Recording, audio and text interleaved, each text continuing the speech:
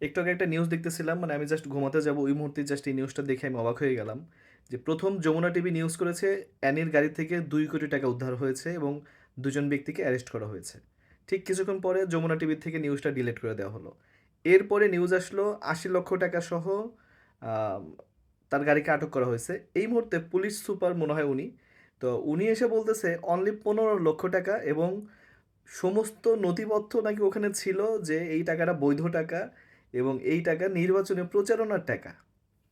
আপনি নির্বাচনে প্রচার হয়ে গেছে, শেষ হয়ে গেছে, আজকে শেষ রাত, এই রাত্রেবেলা নাকি এখনও তাদের ১৫ লক্ষ টাকা বেঁচে গেছে, অনলি ২৫ লাখ টাকা তো মনে হয় নির্বাচনে প্রচারের জন্য। অ্যানির মতন একটা প্রার্থী, সে মাত্র কয়েক টাকা খরচা করছে, এখনও ১৫ লাখ টাকা নির্বাচনে বেঁচে গেছে। তো এই টাকা এখন কোথায় নিয়ে যাচ্ছিল খরচা করার জন্য, এটা একটু আপনারা ভাবেন। ২ কোটি টাকা থেকে ১৫ লাখ টাকা চলে আসছে। কালকে নিউজে শোনা যাবে যে জাস্ট ২০ টাকা এবং ৫০ টাকার দুইটা বান্ডিল ছিল। আমরা প্রথম ভাবছি যে এগুলো হয়তো ৫,০০০ টাকার বান্ডিল। ও, ৫,০০০ টাকার নোট নাই না, হতে পারে। তো আমার কথা হচ্ছে যে জামাতের আমির মানে বিমানবন্দর দিয়ে টাকাটা নিয়ে যাচ্ছিল উইথ পারমিশন, তার টাকাটা হয়ে গেল কি অবৈধ টাকা। তাকে মিডিয়া ট্রায়াল করা হলো, সে স্ট্রোক করলো, সে এখন হসপিটালে মৃত্যুসজ্জায়।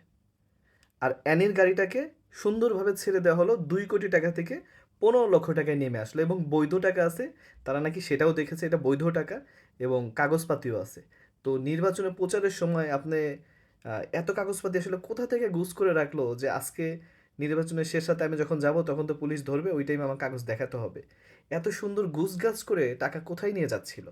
আর পুলিশ এত সুন্দর গুছানো ফাইলপত্র মানে কিভাবে পেলো, ব্যাপারটা বুঝতে হবে।